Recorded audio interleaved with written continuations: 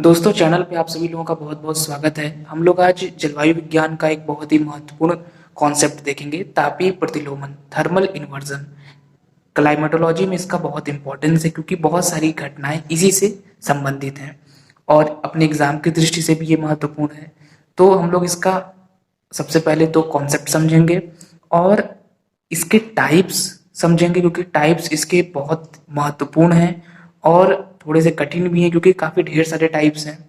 Total 8 ऐसे places हैं mainly जहाँ जहाँ पे हमें थर्मल इन्वर्जन की स्थिति देखने को मिलती है और ये 8 जो हैं ये अलग अलग कैटेगरी में बटे हुए हैं। तो इन सभी को हम लोग डिटेल में समझेंगे इसकी पूरी प्रक्रिया। तो चलिए हम लोग सबसे पहले शुरू करते हैं मेन कॉन्सेप्ट से। थर्मल इन्वर्जन, तापीय प्रतिलोमन। तापीय प्रतिलोमन का बिल्कुल सरल सा जो इसका कॉन्सेप्ट है, जो इसकी स्टोरी है वो ये है, बिल्कुल इजी लैंग्वेज में हम कह सकते हैं कि नॉर्मल हम क्या देखते हैं, नॉर्मल हम ये देखते हैं कि जैसे जैसे हम एल्टीट्यूड में ऊपर उठते हैं वैसे वैसे जो हमारा टेम्परेचर है, ये चीज़ हम लोग पहले भी पढ़ चुके हैं और निश्चित रूप से आप लोगों ने एटमॉस्फियर, इंसुलेशन, ये सारे चैप्टर्स पढ़े होंगे तो वहाँ पे ये कॉन्सेप्ट आपका क्लियर होगा कि ऊपर उठने पे, एल्टीट्यूड में जब हम ऊपर उठते हैं हाइट में, तो प्रति 1000 मीटर या प्रति 1 किलोमीटर पर 6.5 डिग्री सेंटीग्रेड की रेट से टेम्परेचर कम होता जाता है। इसे हम कहते हैं सामान्य ताप पतन दर, नॉर्मल लैप्स रेट। ये नॉर्मल लैप्स रेट होता है। और ऐसा क्यों होता है?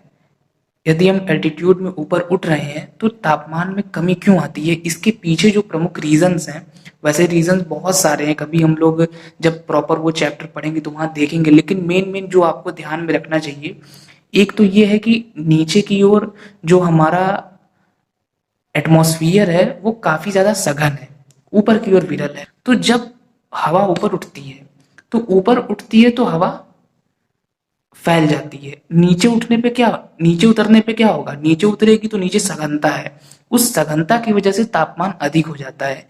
एक तो ये बहुत महत्वपूर्ण चीज है। दूसरा ये भी महत्वपूर्ण है कि, और इसी से रिलेटेड है, कि जितने भी हमारे वेपर हैं, डस्ट पार्टिकल्स हैं, सारी जितनी भी चीजें, भारी गैसेज हैं, वो नीचे ही हैं एटमॉस्फियर में। ऊपर की ओर इनकी संख्या कम हो गई है, गैसेस भी हमारी ऊपर हल्की हो गई हैं। और दूसरा एक महत्वपूर्ण चीज ये है कि जो हमारा नीचे का सरफेस है, जो वायु है, जितनी वायु सरफेस के नजदीक रहती है वो सरफेस के नजदीक रहने के कारण उसी के प्रभाव में हो जाती है, तो वो गर्म हो जाती है। और ऊपर जैसे जैसे हम जाएंगे वैसे वैसे जो ऊपर की वायु रहेगी वो सरफेस के प्रभाव में तो रहेगी नहीं, क्योंकि सरफेस से वो काफी दूर रहेगी, तो उसका तापमान वो सरफेस के तापमान को नहीं ले पाती है और उसका तापमान अपेक्षाकृत कम ही रहता है।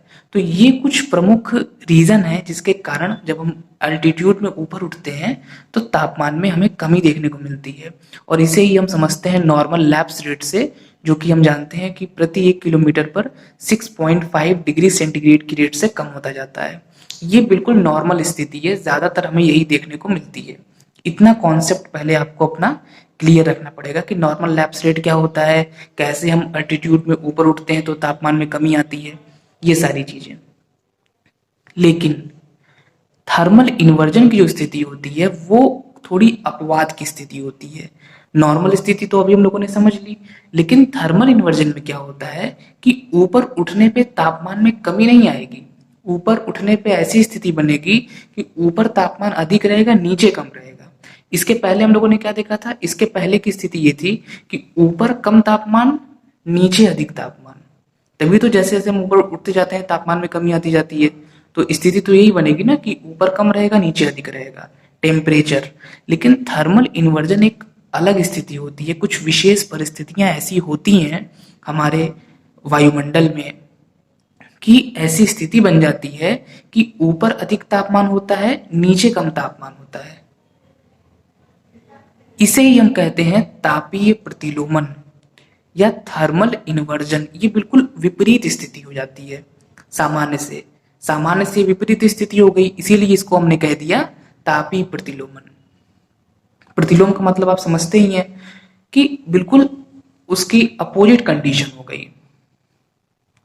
और चूंकि ये सब कुछ टेम्परेचर से रिलेटेड है, इसीलिए हमने इसको कह दिया तापीय प्रतिलोमन या थर्मल इन्वर्जन। अगर आप इस वर्ड को ही ध्यान से समझ लें, तापीय प्रतिलोमन, ताप में क्या हुआ, प्रतिलोमन हो गया, प्रतिलोम की स्थिति हो गई, अपोजिट कंडीशंस हो गई, नॉर्मल से अपोजिट। नॉर्मल में क्या था, ऊपर ठंडी की स्थिति थी, ऊपर ठंडक थी, नीचे की स्थिति गर्म थी। लेकिन अब क्या हो गया, यहाँ पे तापीय प्रतिलोमन में जस्ट अपोजिट हो गया, पूरा का पूरा जो सिस्टम था वही चेंज हो गया। अब ऊपर की जो वायु थी वो गर्म हो गई, नीचे की वायु ठंडी हो गई। तो इसे ही हम कहते हैं थर्मल इन्वर्जन या तापीय प्रतिलोमन। इसके लिए एक टर्म और कहीं कहीं यूज होता है, वो होता है negative lapse rate. Negative lapse rate क्यों हम यूज करते हैं, इसको भी थोड़ा सा ध्यान से समझना होगा कि अभी तक क्या था, नॉर्मल लैप्स रेट में क्या होता है, नॉर्मल लैप्स रेट या केवल अगर लैप्स रेट लिखा है तो इसका मतलब है कि हम ऊपर उठेंगे तो तापमान में कमी आएगी, लैप्स होगा, कमी आएगी। लेकिन निगेटिव लैप्स रेट का मतलब लैप्स रेट का अपोजिट, बिल्कुल अपोजिट में क्या होगा, पहले वाले से जस्ट बिल्कुल विपरीत स्थिति, ऊपर उठने पे तापमान में अधिकता हो जाएगी। तो थर्मल इन्वर्जन, तापीय प्रतिलोमन या ऋणात्मक ताप पतन दर, इसे ही हम इंग्लिश में कह सकते हैं निगेटिव लैप्स रेट। तो ये जो टर्म्स हैं, ये टर्म्स सारे एक ही चीज को शो कर रहे हैं, बस शब्दावलियां अलग अलग हैं। अगर कहीं पे थर्मल इन्वर्जन लिखा है तो भी उसका वही मतलब है, और अगर कहीं पे लिखा है निगेटिव लैप्स रेट तो भी उसका वही मतलब है। और हिंदी में आप जान ही रहे हैं, थर्मल इन्वर्जन को हिंदी में हम लोग कह देते हैं तापीय प्रतिलोमन, और निगेटिव लैप्स रेट को हम लोग हिंदी में कहते हैं ऋणात्मक ताप पतन दर। तो ये हो गया थर्मल इन्वर्जन का बेसिक कॉन्सेप्ट। तो उम्मीद है कि ये चीज आप समझ गए होंगे, बहुत छोटी सी चीज है कि ऊपर तापमान अधिक होगा, नीचे तापमान कम होगा। ये स्थिति नॉर्मल स्थिति से अलग होगी, कुछ विशेष परिस्थितियों में ही ऐसी स्थिति उत्पन्न होती है, इसे ही हम कहते हैं थर्मल इन्वर्जन। अब ये है इसका डिवीजन, डिवीजन बहुत ही लंबा है। इस चार्ट का आप लोग स्क्रीनशॉट जरूर ले लीजिएगा, क्योंकि बुक्स में आपको इतना व्यवस्थित तरीके से कहीं पे चार्ट इसका नहीं मिलेगा। और इसके टाइप्स बहुत महत्वपूर्ण हैं, ज्यादातर जो क्वेश्चंस आते हैं वो टाइप्स से काफी आते हैं। देखिए, एक जो इन्वर्जन होता है वो होता है नॉन एडवेक्शनल इन्वर्जन, इसको हम हिंदी में कहते हैं अप्रवाही प्रतिलोमन, और इसे ही हम कहते हैं स्टैटिक इन्वर्जन, स्थिर प्रतिलोमन। ठीक, दूसरा जो इसका एक प्रकार होता है वो होता है एडवेक्शनल इन्वर्जन, प्रवाही प्रतिलोमन, या फिर इसको डायनामिक इन्वर्जन भी कहते हैं। और तीसरा जो होता है वो मैकेनिकल या यांत्रिक इन्वर्जन होता है। अब यहाँ पे एक चीज आपको समझना होगा कि अप्रवाही में, अप्रवाही शब्द का क्या मतलब है, अप्रवाही शब्द का बिल्कुल सरल सा अर्थ ये निकल के आ रहा है, अगर हम इसको, इसका उच्चारण करें तो इसका अर्थ यही निकल के आ रहा है कि जहां पे प्रवाह नहीं हो रहा है, जहां पे स्थिरता है, स्टैटिक स्थितियां हैं, स्थिरता है, वहां पे जब इन्वर्जन की घटना घटित होती है तो वो होता है हम लोग का अप्रवाही, नॉन एडवेक्शनल, या उसको हम स्टैटिक इन्वर्जन भी कहते हैं। दूसरा एडवेक्शनल में क्या हो रहा है, अभी हम लोग इसको पढ़ेंगे तो और अच्छे से समझ पाएंगे। एडवेक्शनल में हवा का फ्लो हो रहा है, हवा के फ्लो से ऐसी स्थितियां बन जा रही हैं कि जो वायु का प्रवाह है वो ऐसी स्थिति को क्रिएट कर रहा है कि ऊपर की ओर गर्म वायु, नीचे की ओर ठंडी वायु की स्थिति बन जा रही है। और इसीलिए हम इसको डायनामिक इन्वर्जन कहते हैं। गतिक, गतिक शब्द जहां आ गया वहां मतलब कि वायु में मूवमेंट की बात हो रही है, इसमें ऐसा कोई मूवमेंट नहीं है। अभी जब हम इस यहाँ पे इसके टाइप्स को और डिटेल में समझेंगे तो ये चीज आपकी और क्लियर हो जाएगी। यहाँ पे कोई मूवमेंट नहीं है, इसीलिए इसको स्टैटिक या नॉन एडवेक्शनल कहा गया है। यहाँ पे मूवमेंट है, इसीलिए इसको एडवेक्शनल इन्वर्जन या डायनामिक इन्वर्जन कहा गया है। और ये तीसरा होता है मैकेनिकल इन्वर्जन, ये बिल्कुल अलग तरह का इन्वर्जन होता है। इसमें जो एयर है उसमें मूवमेंट तो होता है, लेकिन वो अपवर्ड और डाउनवर्ड मूवमेंट होता है, जो कि इन दोनों से थोड़ा सा अलग टाइप का इन्वर्जन है। और इसकी स्थितियां हमको अपर एटमॉस्फेयर में कभी कभी देखने को मिल जाती हैं। और बाकी ये दोनों जो इन्वर्जन हैं ये तो काफी कॉमन टाइप के इन्वर्जन है। इसके अंदर 3 तरह के टाइप्स हैं, इसके अंदर 2 तरह के टाइप्स हैं, और इसके अंदर भी 3 तरह के टाइप्स हम लोग को दिखते हैं। तो टोटल जो हम लोग के हो गए 8 टोटल प्लेसेस होते हैं थर्मल इन्वर्जन के। प्लेसेस ये 8 जो है बहुत ही महत्वपूर्ण है। और अब हम लोग क्या करेंगे, हम लोगों ने ये पूरा क्लासिफिकेशन समझ लिया, इस चार्ट को हम लोगों ने समझ लिया। अब हम लोग एक एक प्रकार को लेके चलेंगे और उसको डिटेल में समझेंगे। सबसे पहले हम लोग समझते हैं ग्राउंड या फिर रेडिएशन इन्वर्जन। ये दोनों एक ही है, इसके लिए ग्राउंड हम इन्वर्जन टर्म भी यूज करते हैं और इसको हम रेडिएशन इन्वर्जन भी कहते हैं। आप लोग ध्यान से चीज़ों को समझते हुए चलिएगा और चीज़ों को साथ में नोट भी करते चलिएगा, क्योंकि हर चीज़ को हम, ये चीज़ पॉसिबल नहीं है कि हम उसको लिख सकें, लेकिन जो भी चीज़ें बताई जा रही हैं उसको आप नोट भी कर सकते हैं अपने सुविधा अनुसार, जो भी चीज़ आपको लगे इम्पोर्टेंट। और बाकी फिगर्स का तो स्क्रीनशॉट ले ही लीजिए आप लोग। देखिए, पहला जो हम लोग का इन्वर्जन था, जो कि मैंने बताया, ग्राउंड इन्वर्जन या रेडिएशन इन्वर्जन। ये इन्वर्जन क्या होता है, इसका मेन कॉन्सेप्ट क्या है, यहाँ पे हम एक चीज बता दें, जितने भी ये प्रकार हैं बहुत ही इजी हैं। बस आपको एक चीज दिमाग में रखना है कि फाइनल स्थिति ऐसी बननी चाहिए कि ऊपर अधिक तापमान हो जाए, नीचे कम तापमान हो जाए। और जब हम पूरे प्रकार पढ़ लेंगे तो ये चीज आपको रियलाइज होगी कि हर जगह ये स्थिति उत्पन्न होती है, तभी हम उसको कहेंगे थर्मल इन्वर्जन। तो बस आपको इसी चीज पे फोकस करना है कि ऐसी परिस्थितियां उत्पन्न हो कि ऊपर का तापमान अधिक हो जाए, नीचे का कम हो जाए, तभी हम उसको कह देंगे थर्मल इन्वर्जन। तो जो हम लोग का पहला था ग्राउंड या रेडिएशन इन्वर्जन, उसमें क्या होता है, यहाँ पे मैंने इस छोटे से मॉडल से इसको शो किया है कि जैसे मान लीजिए ये आपका सरफेस है, ये सरफेस एरिया है, और इस तरह का जो इन्वर्जन है ये मध्य और जो हमारे उच्च अक्षांश हैं, मिडिल और जो हमारे हाई लैटिट्यूड्स हैं, वहाँ पे विंटर्स में जो नाइट होती है, जो लंबी रात होती है, वहाँ पे काफ़ी देखने को मिलता है ज़्यादातर। और इसका प्रोसेस ये है कि ये आपका सरफेस है, और जब यहाँ पे इंसोलेशन आया सुबह में, रात में क्या होगा, पृथ्वी टेरेस्ट्रियल रेडिएशन करती है। ये चीज़ें सभी की क्लियर होंगी कि इनकमिंग सोलर रेडिएशन क्या होता है, टेरेस्ट्रियल रेडिएशन क्या होता है। ये सारी चीज़ें आपको क्लियर रखनी पड़ेंगी, तभी आप ये जो कॉन्सेप्ट है क्लाइमेटोलॉजी के, ये कॉन्सेप्ट और अदर भी जितने भी कॉन्सेप्ट्स हैं वो आप अच्छे से समझ पाएंगे। तो रात में जब पृथ्वी यहाँ से टेरेस्ट्रियल रेडिएशन करेगी तो सरफेस जो है हमारा धरातल, वो तो बहुत जल्दी ठंडा हो जाएगा, क्योंकि धरातल का एक प्रमुख विशेषता ये होता है कि बहुत जल्दी से ठंडा भी हो जाता है, बहुत जल्दी से गर्म भी हो जाता है, ठीक। लेकिन इसके ऊपर की जो एक लेयर होगी वो उतनी तेजी से ठंडी नहीं हो पाएगी, और ऐसी स्थिति में एक ऐसा सिचुएशन क्रिएट हो जाएगा कि ऊपर का तापमान अधिक रह जाएगा, नीचे का तापमान अपेक्षाकृत कम हो जाएगा। इसे ही हम कहते हैं ग्राउंड इन्वर्जन, और इसे ही हम कहते हैं रेडिएशन इन्वर्जन। इसको ग्राउंड इन्वर्जन क्यों कहते हैं, क्योंकि ये धरातल के निकट हो रहा है, इसीलिए इसको हम ग्राउंड इन्वर्जन कहते हैं। ये मुख्यतः हमको निचले वायुमंडल में इसकी स्थितियां देखने को मिलती है। जो फ्रिक्शन लेयर आपने पढ़ा होगा, ट्रोपोस्फियर का एक सब डिवीजन है, लगभग हमारे सरफेस से 1 से 3 किलोमीटर तक का एरिया, वो है फ्रिक्शन लेयर। मुख्यतः जो निचला वायुमंडल है वही वाला, वो इसके प्रभाव में रहता है। और निचला वायुमंडल कहने का मतलब कि हमारा धरातल इसके संपर्क में रहता है। तो चूंकि धरातल के आसपास का ये एरिया होता है, धरातल के निकट का एरिया होता है, इसीलिए इसको हम ग्राउंड इन्वर्जन कहते हैं। और एक नाम का तो ये मीनिंग हो गया।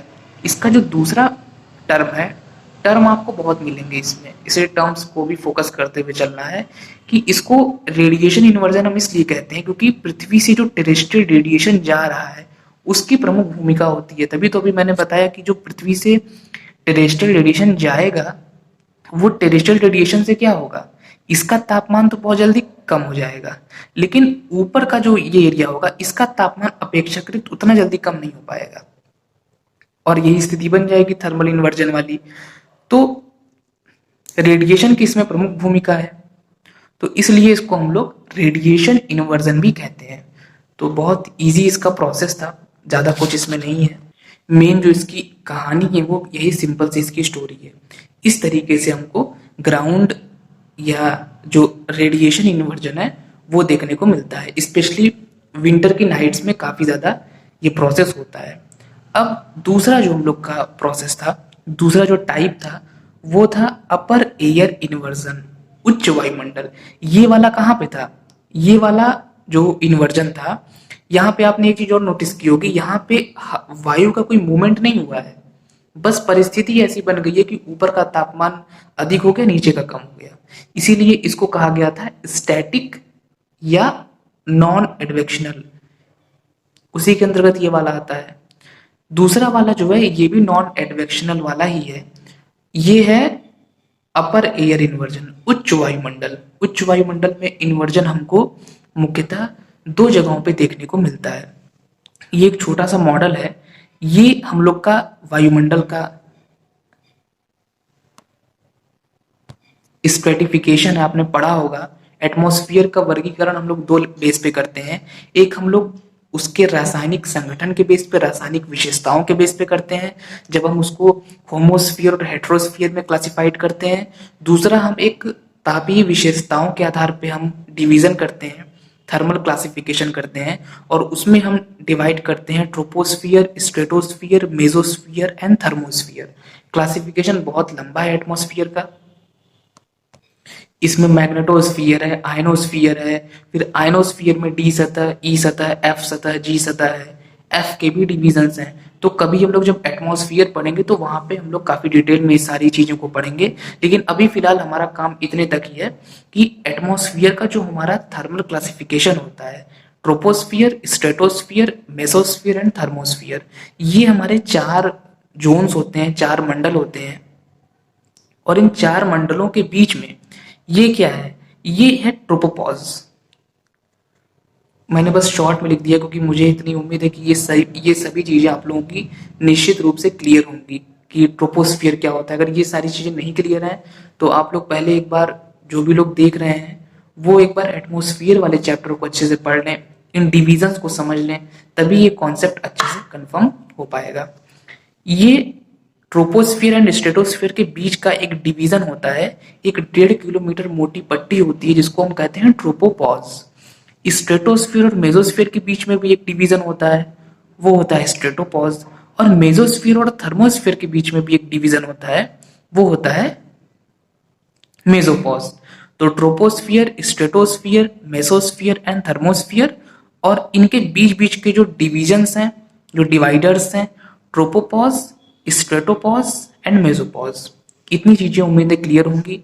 इसका आपको पता है ये एवरेज 12 किलोमीटर तक सरफेस से, इसका स्ट्रेटोस्फियर का जानते हैं सब लोग, लगभग 12 से 50 किलोमीटर तक।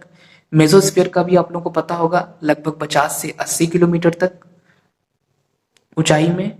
और थर्मोस्फियर का भी इजी है, 80 किलोमीटर से अनंत ऊंचाइयों तक। तो ये इसका पूरा आपका स्ट्रेटिफिकेशन होता है। एक नॉर्मल क्लासिफिकेशन जो हम एटमॉस्फियर का करते हैं वो यही करते हैं। ये इतनी बातें क्लियर हो गई। अब हम लोग आगे बढ़ते हैं। अब यहाँ पे कैसे थर्मल इन्वर्जन क्रिएट होता है इसको हम लोग समझेंगे। आपने ओजोन मंडल के बारे में जरूर सुना होगा, और अगर एटमॉस्फियर में नहीं भी पढ़ा होगा तो भी पिछली छोटी क्लासेस में, 11th-12th में या फिर ग्रेजुएशन में कभी ना कभी तो आपने ओजोन मंडल के बारे में सुना ही होगा कि ओजोन मंडल हमारी रक्षा करती है यूवी रेस से। ये सारी चीजें हम लोग बचपन से पढ़ते आ रहे हैं। तो जो हम लोग का स्ट्रेटोस्फियर होता है, समताप मंडल, उसमें समताप मंडल जैसा कि मैंने बताया ही आपको, 12 से 50 तक की इसकी हाइट होती है किलोमीटर में।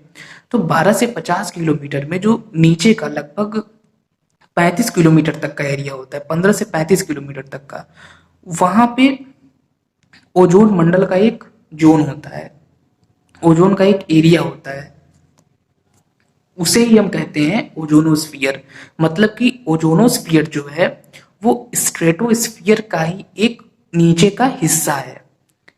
हालांकि ऐसा नहीं है कि ओजोन सिर्फ यहीं तक है। ओजोन मंडल की जो हाइट है, जो ये मिला है, ये ओजोन हमको 80 किलोमीटर तक भी मिली है।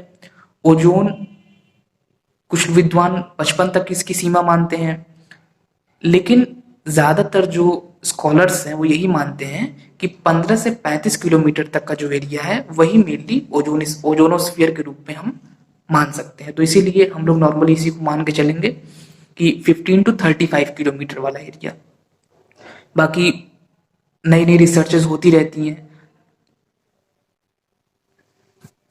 इस फील्ड में, लेकिन मेन हम लोग को जो ज्यादा जगहों पे देखने को मिलेगा वो यही मिलेगा कि 15 से 35 किलोमीटर तक का जो एरिया है वो ओजोन का एरिया होता है।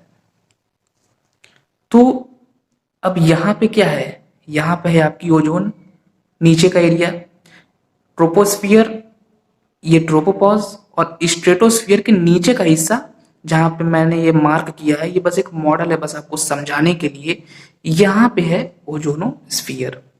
अब क्या होगा, जब यहां से यूवी रेज आएंगी, इंसोलेशन जब आएगा तो यूवी रेज भी होंगी उसमें, अल्ट्रावायलेट रेज, पराबैंगनी किरणें, और ये जो ओजोन मंडल है, ये ओजोन मंडल में ओजोन है और ये उस यूवी रेज को एब्जॉर्ब कर लेगी, उसको अवशोषण उसका कर लेगी, और एब्जॉर्ब करने से क्या होगा, उसका टेम्परेचर इंक्रीज हो जाएगा।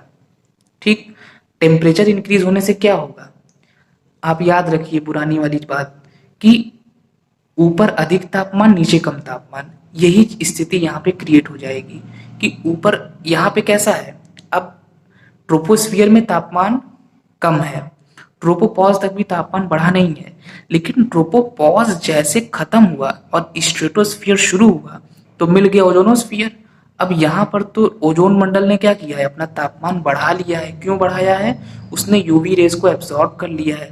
तो यहाँ पर आपने ये नोटिस किया होगा कि थर्मल इन्वर्जन की स्थिति बन गई है, यहाँ पे अधिक तापमान हो गया, नीचे ट्रोपोपॉज और ट्रोपोस्फियर में तो कम तापमान है अपेक्षाकृत।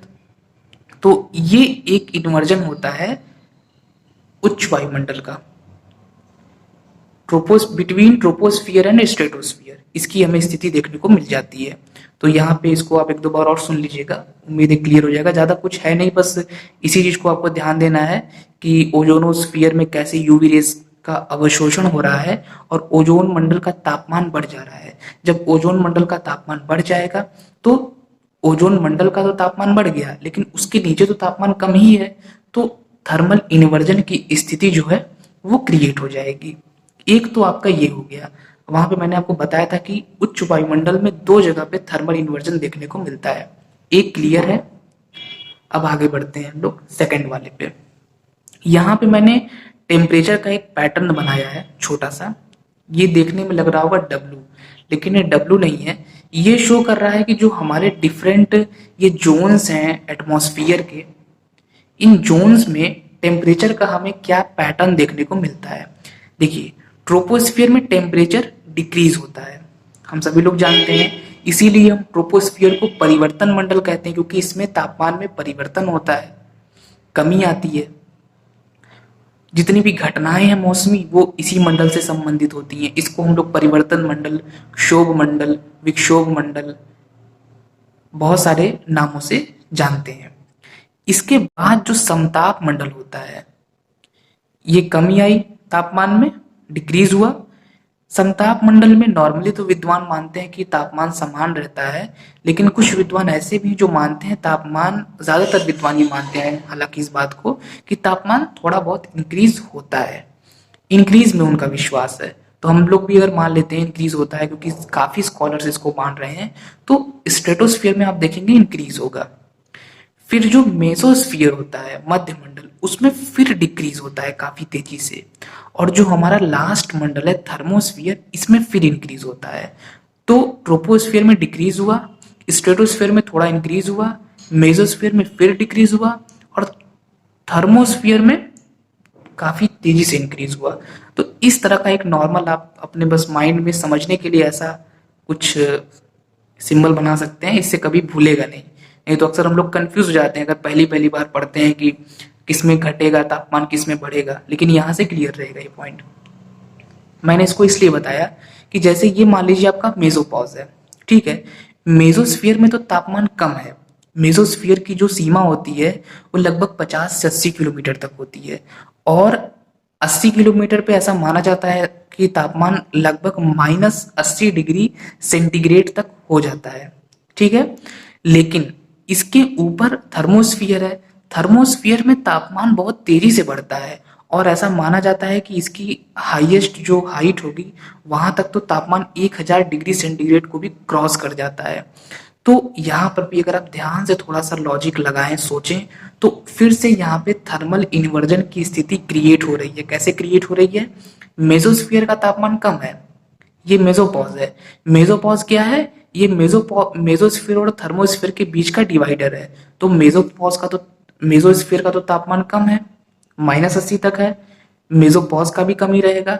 लेकिन जैसे ही मेसोस्फीयर खत्म हुआ या मेसोपॉज खत्म हुआ और हम थर्मोस्फीयर में प्रवेश किए, वैसे ही टेम्परेचर तेजी से इंक्रीज होता है, बहुत फास्टली इंक्रीज होता है।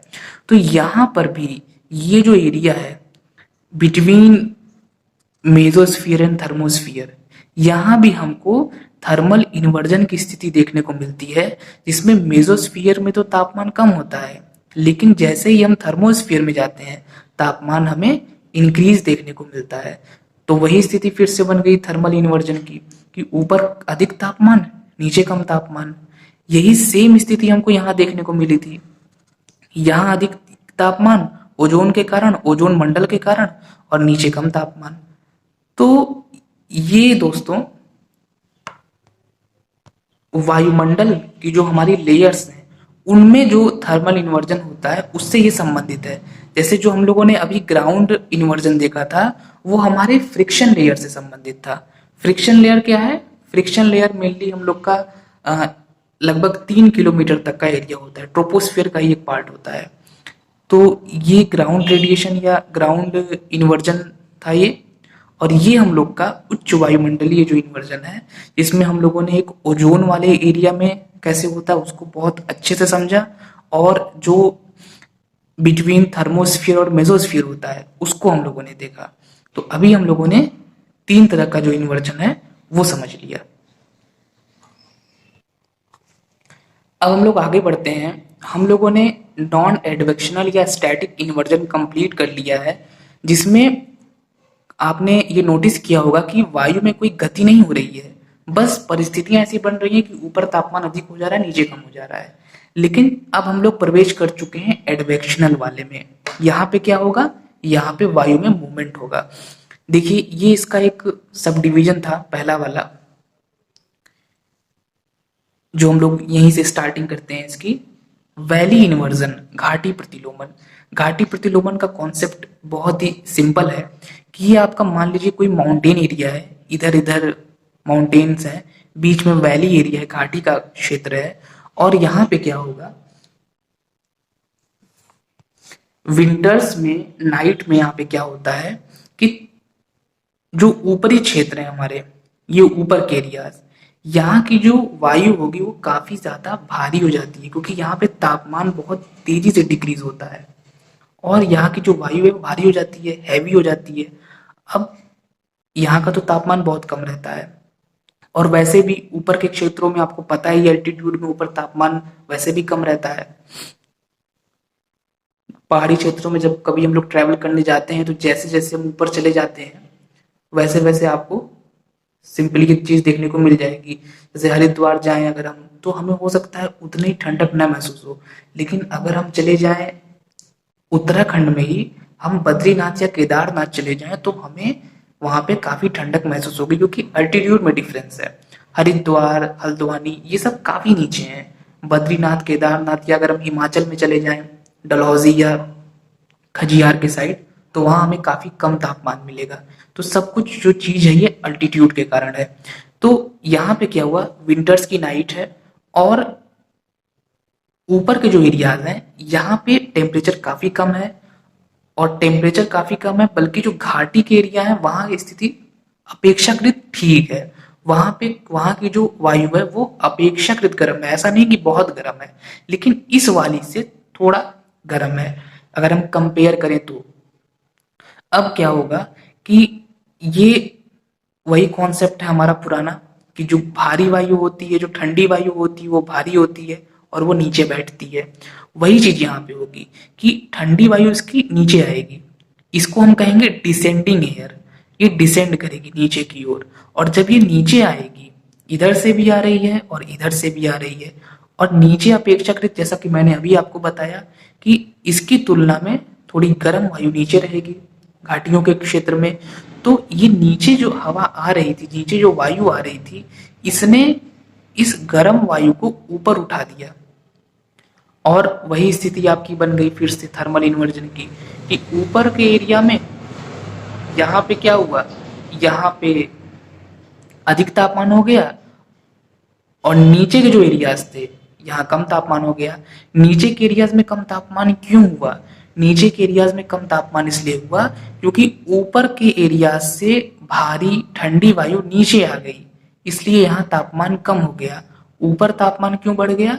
क्योंकि जो नीचे आई वायु ठंडी और भारी, उसने क्या किया, यहाँ की जो गर्म वायु थी उसको ऊपर की ओर ढकेल दिया। ये स्थिति यहाँ पे बनती है, और फिर वही अपना पुराना लॉजिक, ऊपर अधिक तापमान नीचे कम तापमान, थर्मल इन्वर्जन। डिसेंडिंग एयर कौन सी हो रही है? भारी वाली ठंडी वाली। असेंडिंग एयर कौन सी है? जिसको ऊपर उठाया गया है, गर्म वायु जो है वो।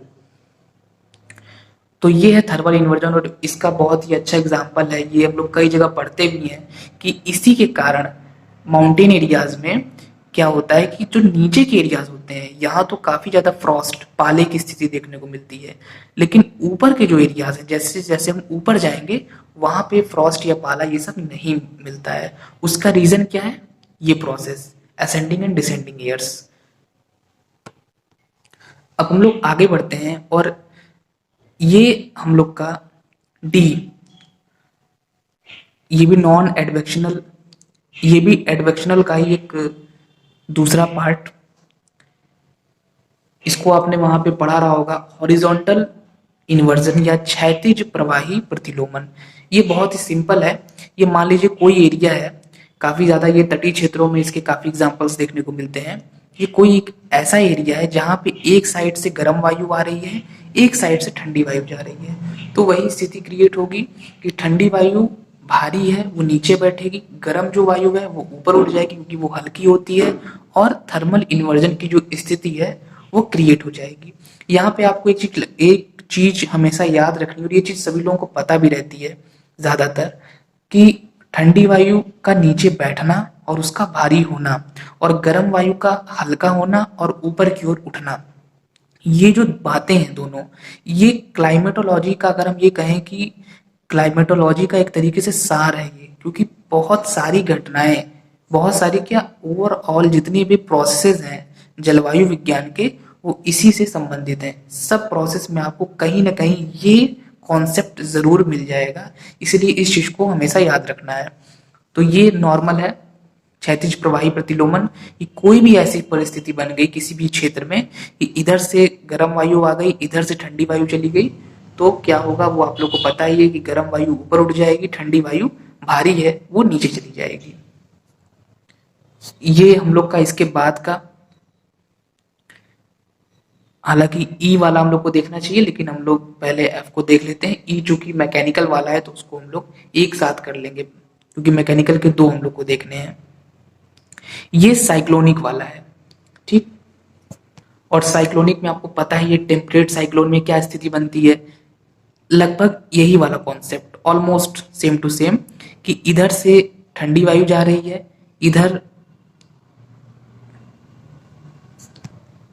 इधर से क्या हो रहा है, एक साइड से आपकी गर्म वायु जा रही है और इधर आपकी मान लीजिए ठंडी वायु है, तो ठंडी वाली नीचे बैठ जाएगी, गर्म वायु ऊपर हो जाएगी।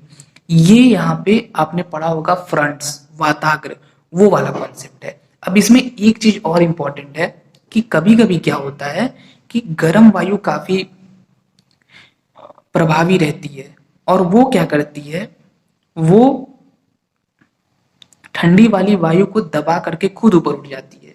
इसको हम लोग कहते हैं वार्म फ्रंट, ठीक है। हालांकि जब हम लोग टेम्परेट साइक्लोन पढ़ेंगे वहां पे और अच्छे से समझेंगे, लेकिन अब बात आ ही गई तो इसको हम यहाँ पे ऐड कर दे रहे हैं कि फाइनल स्थिति तो वही बननी है कि ऊपर का तापमान अधिक होगा, नीचे कम होगा, क्योंकि गर्म वायु कभी भी नीचे नहीं रह पाएगी, उसको ऊपर रहना ही रहना है, और ठंडी वाली वायु को नीचे आना ही आना है।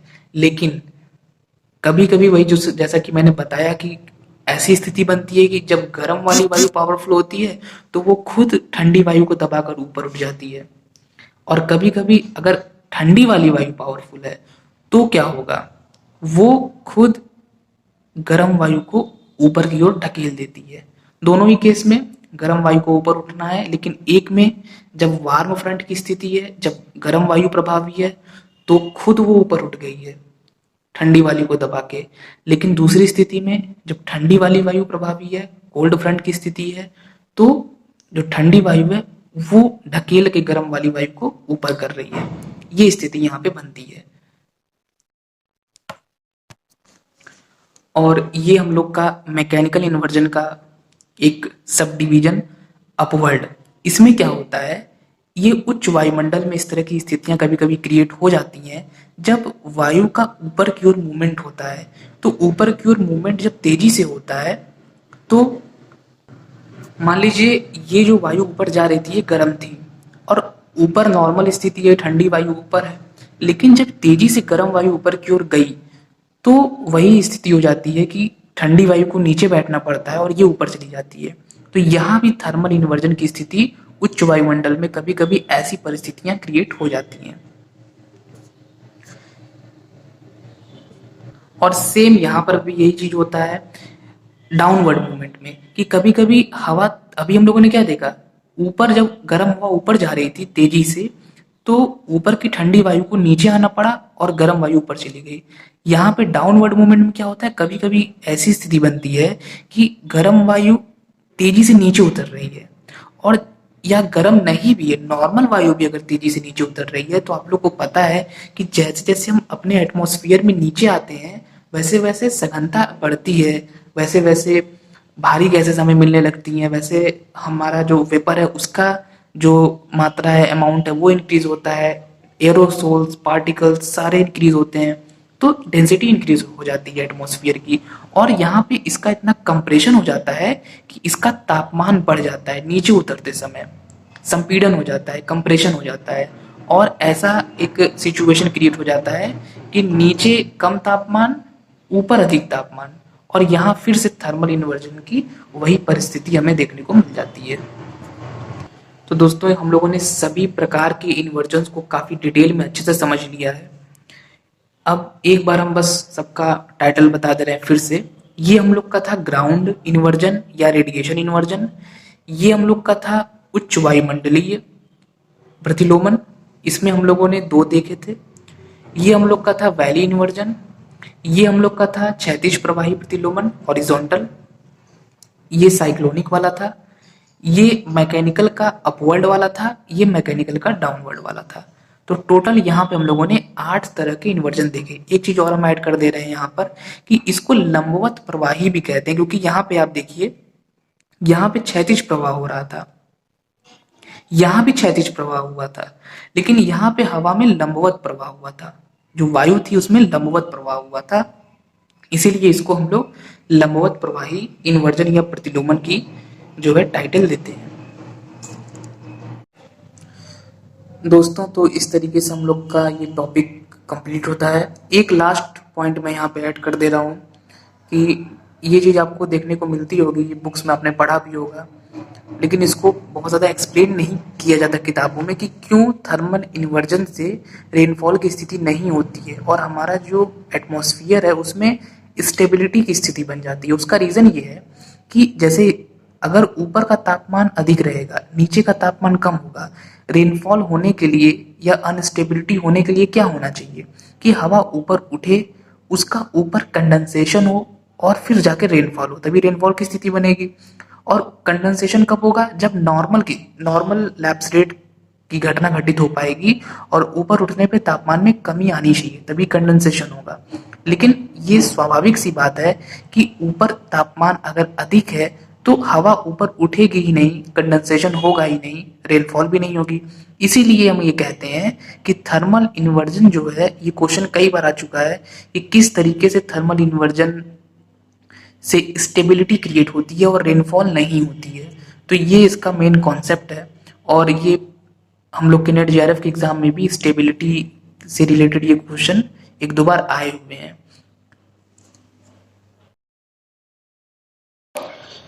ये आप लोग इसका स्क्रीनशॉट ले सकते हैं, और ये पूरा क्लासिफिकेशन है इन्वर्जन्स का, जितने भी तरह तरह के हम लोगों ने इन्वर्जन समझे। और ये एक इम्पॉर्टेंट इमेज है जिससे जो थर्मल इन्वर्जन का कॉन्सेप्ट हम लोगों ने समझा उसको आप इजीली समझ सकते हैं। ये दो बहुत ही इम्पॉर्टेंट इमेजेस हैं। और इसके बाद ये एक लिस्टिंग है जो इम्पॉर्टेंट कॉन्सिक्वेंसेस होते हैं थर्मल इन्वर्जन के, जैसे कि फॉग है, स्मॉग है, फ्रॉस्ट हम लोगों ने समझा था वैली वाले में, और स्टेबिलिटी कैसे क्रिएट होती है इसको हम लोगों ने अभी लास्ट में देखा था, और रेनफॉल इससे नहीं होती है, ये चीज़ है। इसके बाद ये एक बहुत ही इम्पॉर्टेंट ग्राफ है, ये किताबों में, इंटरनेट पे आपको काफ़ी मिल जाएगा, वेबसाइट्स पे। इसमें जो हम लोगों ने ग्राउंड इन्वर्जन देखा था उसी को ग्राफ के माध्यम से दिखाया गया है कि किस तरीके से, देखिए स्टार्टिंग में क्या हो रहा है, टेम्परेचर जो है ये फ़ारेनहाइट में लिखा गया है, टेम्परेचर एक साइड टेम्परेचर लिखा गया है, एक साइड हाइट लिखी गई है किलोमीटर में। पहले तो टेम्परेचर इंक्रीज हुआ है 1 किलोमीटर तक, क्योंकि हम लोग को पता है कि ग्राउंड इन्वर्जन निचले वायुमंडल से संबंधित है। उसके बाद टेम्परेचर नॉर्मल डिक्रीज होना शुरू हो गया है, जो नॉर्मल स्थितियां होती हैं। तो जो हम लोगों ने ग्राउंड इन्वर्जन देखा, धरातली की या विकिरण तापीय प्रतिलोमन, उसी का ये एक प्रकार का, उसी को दिखाया गया है ग्राफ के माध्यम से। और ये हम लोग का लास्ट इमेज, जिसमें हम लोगों ने पूरा डिटेल में टाइप्स देखा था, इसका भी स्क्रीनशॉट ले सकते हैं। और अब इस प्रकार हम लोग इस चैप्टर को यहीं पे समाप्त करते हैं। नेक्स्ट हम लोग क्लाइमेटोलॉजी के किसी और इम्पॉर्टेंट टॉपिक को देखेंगे। Thank you friends.